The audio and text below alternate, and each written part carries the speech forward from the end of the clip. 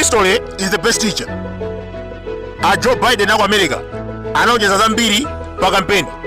Atawa mboma sana kwa nini? Inflation inaliyokwera. High interest rate. Mazira. Dozen ya mazira munhaye Trump. Ana magwa $1. Biden inafika $5. Buledo weno niyo anacho $1 kufika $2. Mawa mokoza zinthu.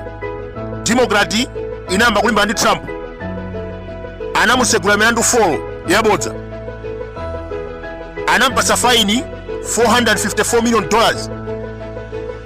Ndalama imeneyi mukayisungulula kumaye kuno 707 billion.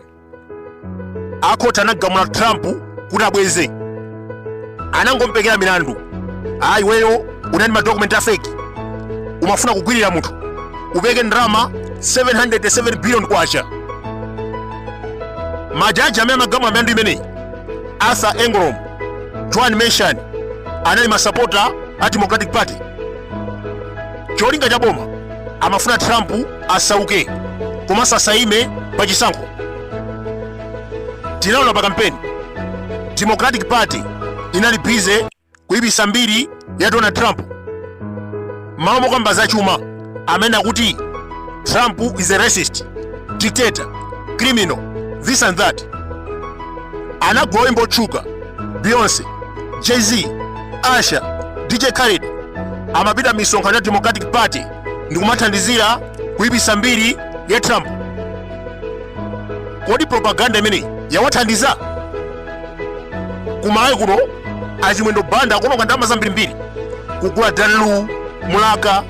Ayisiko manyamada lero a president ndinene mawu awo kwabwera TV ina yongo yankula pa wireless vera na nyamada ino zikomo kwambira nyamada molalo zikomo akuti bakiri mulusi TV zili ngati kumalawi kuno Central Region timadziwa kuti ambiri majority amavotera MCP.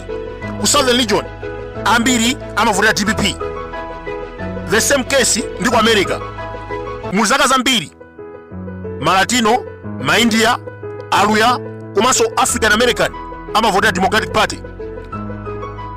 Anthu ena akhungwawa timayena kuti azungu amenewa ambiri more than 70% amavotera Republican. Koma ulendo uno zodabwisa zachitika.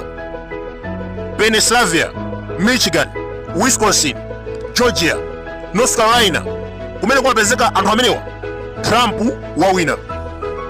Ndikupasa chisanzo ku Michigan aluya aliko chuluka. Aluya tikutanthauza Asilamu. Anthu amenewa analokwiya kwambiri ndi nkhondo ya Gaza. That is why avotera Trump.